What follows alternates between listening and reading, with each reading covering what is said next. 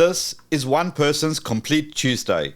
Morning run, coffee shop, lunch, home. I know their Wi-Fi network name. I know what they paid for their house. 2 hours of work, all public information. And it's not just one person. 125 data points, all easily tracked. This is just a demo I built in a couple of hours using a bunch of AI agent, all from publicly accessible information. You know that one review you left at that restaurant and that photo you uploaded to Instagram? Oh, don't forget that Facebook post that you were tagged in. Yeah, using all of those. I think it's important for you to realize just how much of your daily life is sitting out there for anyone to find. And really, this is especially important if you've got kids and they have no issue sharing absolutely every moment of their lives online. We have enough creeps out there, let's be honest. So here is how it works. Right, when you use a platform like Instagram, Facebook, Google, many others, you're using them as the regular end user. But these companies also offer a way for developers to connect to their platform. This is typically done by something called an API. These APIs are like a set of predetermined instructions that a developer can call on to pull information out of the system and even push information back into a system. Now, let's use the same concept, but this time, let's grab some stuff from Google. A Google Reviews API, and there's going to be a whole bunch of providers that do that. And once I pick one, I'm able to go and use the business review service. And you can see, oh, what's that? It's got a name. Not only a name, it's also got a profile link. Let's do that. So I'm going to copy that, open up a new page, and there is this person who left a review. Quite a prolific review writer, a whole bunch of them. Kind of maps out where they like to eat and drink, don't you think? Okay, so I think you're starting to get the picture here. I have an AI agent getting all this data from various locations using these APIs. Some are free, some you gotta pay for, and there are even APIs that allow you to go and scrape information from the web. So, for example, hypothetically speaking, of course, I could use an API to go get all the photos from a business page. And then I could have each photo be analyzed by an AI agent for people. And hypothetically speaking, I could cross-reference those images with others that it finds online. I could take another AI agent and look up their username and see if they pop up anywhere else. And if they do, I could grab all those bits of information and build a real digital profile. And then you can use things like public government records and voter registrations and business lookups.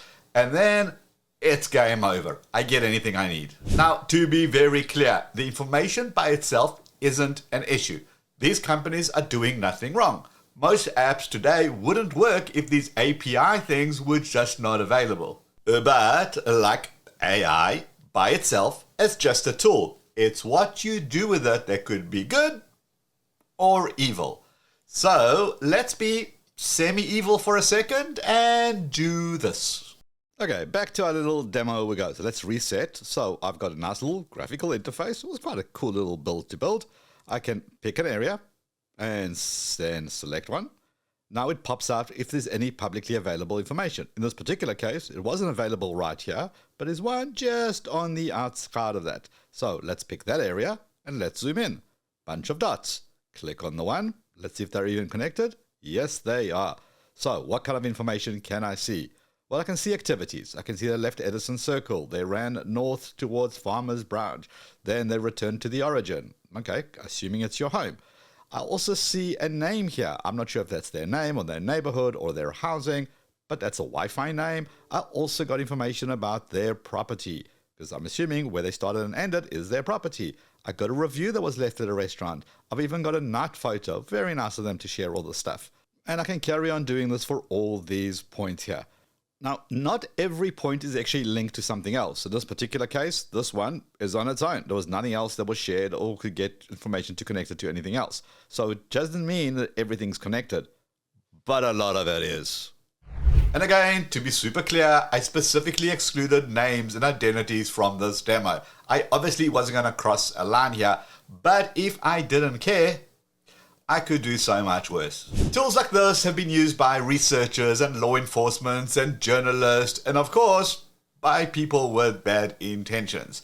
When the criminals get the data, they aren't making pretty diagram website for a YouTube video. They're using it to build your profile so they could actually use it. So when you see that random text on your phone over a weekend for a service you didn't sign up for, and then you get a loan rejection message from your bank, most people just think, this is spam, just ignore it. But what if it wasn't? What if it was a test by scammers checking how switched on you are and what you're gonna do next? Because a simple $9.99 failed transaction may be the first step to a bigger transaction, and you hope that your bank will simply protect you. But they get away with full identity theft because they can open credit cards, they can take out loans, even file taxes in your name. And you won't know until the damage is done. So what is smart is having Nord Protect, who are today's sponsor. They continuously monitor dark web pages, forums, and marketplaces for your email address, your phone number, your social security number, and they instantly send you an alert when that information is exposed. Because that public data I just showed you, well, once that's combined with leaked password or social security numbers from a breach, that's when it becomes truly dangerous. With Nord Protect, you get an alert with clear guidance on what to do. Plus, they monitor your credit. So if somebody tries to open a credit card or take out a loan or do anything in your name, you'll know about it before it starts to spiral. And if somebody does steal your identity, Nord Protect covers you up to $1 million in recovery cost, legal fees, lost wages, and if you file a claim, you get an identity restoration case manager who walks you through the entire recovery process.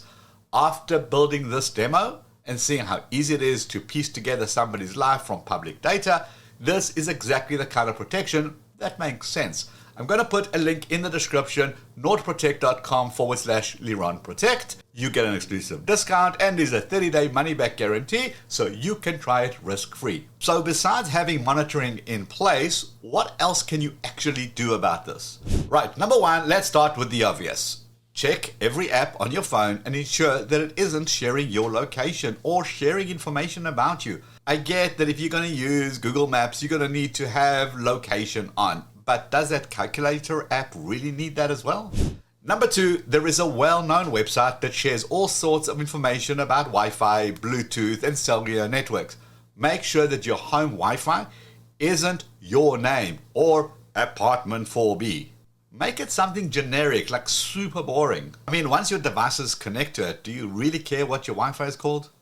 Scammers do. Right, number three, most systems remove geotagging information from your phone when you upload them, which means they basically remove the GPS coordinates that your phone tags your photos with. But what it doesn't do is remove recognizable street names, the front of your house, your car registration is a big one. Also, when you post those images like today is my birthday, totally awesome, congratulations, happy birthday, but you've just told the entire world your exact birth date. You know, the things that various websites, pharmacies, and systems need to do some verifications?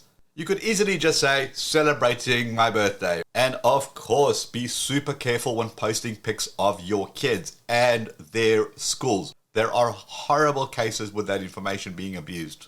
Again, all these bits of information by themselves, not so bad, but putting them together really paints a digital image, not only of you, but the people who are around you and who you connect with and who you interact with, and it builds their digital profiles.